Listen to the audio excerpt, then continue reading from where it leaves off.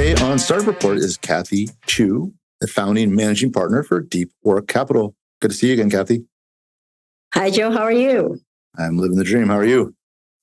Doing great. Doing just great. So DeepWork does a lot of great work, has had a very successful run in investing in companies, and have had a chance now to spread your wings a bit and have that good work recognized through a great new partnership with the Florida Opportunity Fund. Congrats. Thank you. Thank you. We've been fortunate. We're very grateful. So let's dig in a little bit to what the Opportunity Fund is and who it seeks to serve, and we'll go from there. Sure. So Florida Opportunity Fund is really actually a series of multiple funds. They're funded by, usually there's a legislature and then a chunk of money will be funded. And so the three kind of programs underneath Florida Opportunity Fund will be CEIP, which is the clean tech investment program. So we'll be investing directly in clean tech companies. A second one is FLVCP, which is the Florida VC program. So it's direct VC program, just like any other VC fund that you'd be dealing with. And then another one that might be of interest to people is the Fund of Funds program, where it's actually investing in funds, other VC funds that invest in Florida. And the concept is, hey, everybody's out there trying to do some good VC work, and we can necessarily service every single good company. So again, another way of investing in Florida. That sounds like a lot of work, though. I mean, that's a lot of companies to review. You're reviewing not only companies, but funds. And so how has that affected your team? And how are you staffing to handle all those challenges? Well, step number one is we just kind of got slammed. And so our workload did increase quite a bit, and we're all working incredible hours. But we have started to grow, and we very excitedly started hiring more associates and administrative help, and there's just all kinds. And we're definitely looking at people, be it advisors or part-time or contractor with special capability. So, for example, in clean tech, that is a pretty specialized area, and the state is very rightfully so, very interested in making investment in that area. Because we all care about having this clean tech be a big success here. So we definitely are very interested in meeting people with specialized skills, and any entrepreneurs who are interested in now hopefully hearing your podcast here will say, oh, maybe I should talk to them, and hopefully we'll surface some that way too. That's great. And you look at things like the funding funds and things. What are sort of the parameters and the perspectives that you're looking for when it comes to the opportunity piece of the Opportunity Fund to bring them into the mix? Sure. So for the funds specifically, it's looking for a few things. One, it is looking for people who will be successful, so not just having a good story. And so obviously anyone with prior track record that is, that's a good one will be more advantageous. Another thing, though, is we are interested in making sure that it is funding Florida, because just because a fund is located in Florida sometimes doesn't mean they do anything in Florida.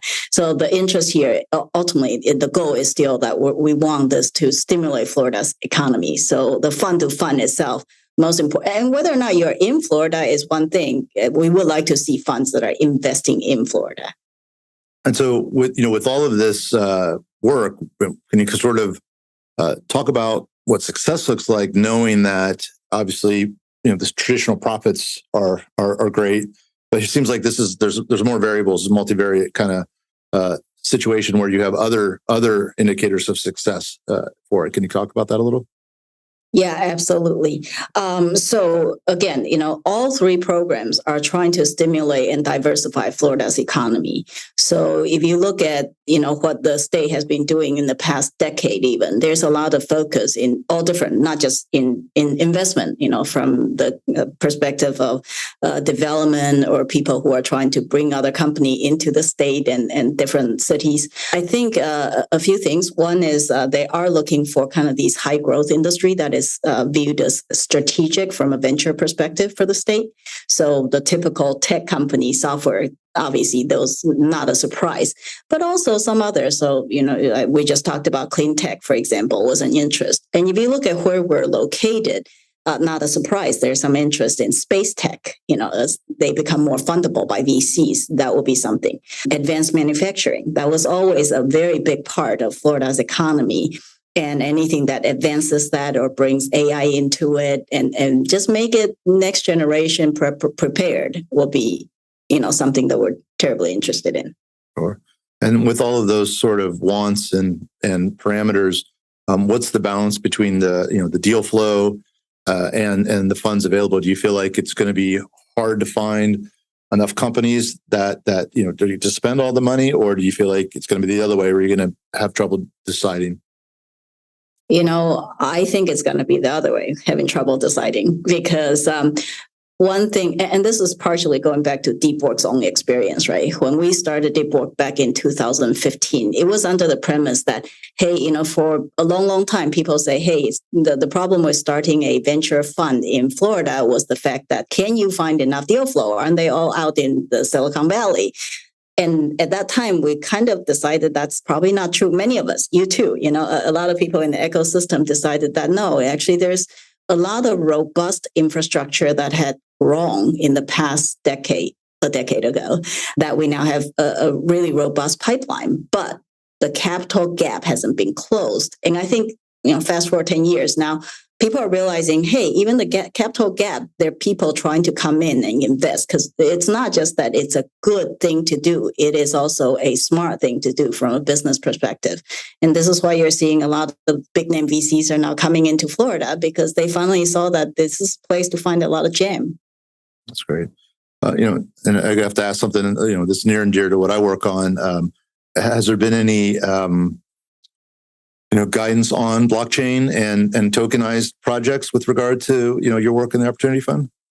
Yeah. So, if you look at what's going on in, say, Miami, that's, or even in other parts, I know Tampa also has their own activities. And I recently saw, Orlando also has some events in this space. I would say that this whole Web3 thing started out, it's just wild, wild west. So it's very difficult for people to figure out what to make of it. And anytime you have something like that, some are going to just be crazy ideas and others are going to be, ultimately what sticks.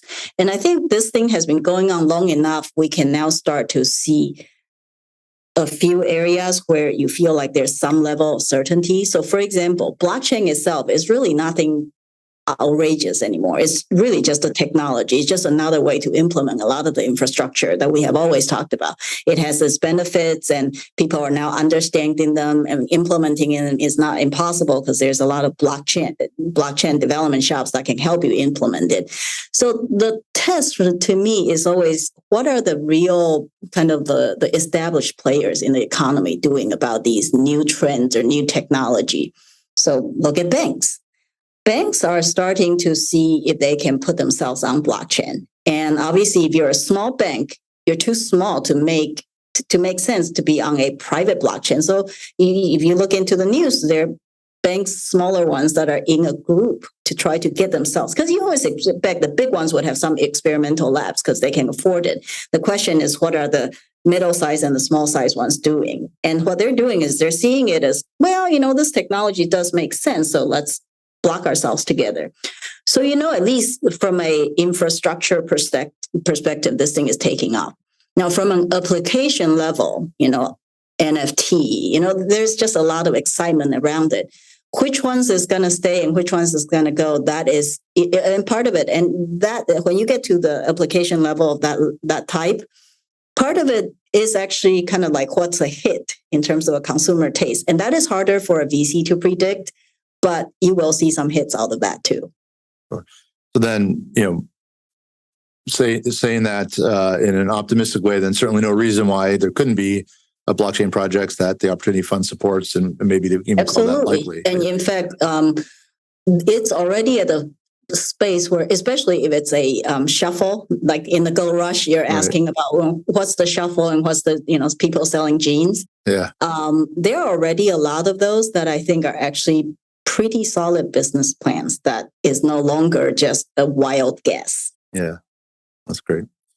Well, it's again, congratulations. It's a great honor for DeepWork. You guys have a great reputation, and this just shows that even the government and the bureaucracies and all the the people who have to really dig in deep to stuff see that and appreciate it as well and selecting you. So it's wonderful. We'll look forward to watching your success and seeing the companies that the fund invests in, and perhaps we can catch up in the near future and check in. That would be great. So excited. Thank you, Kathy. Thank you.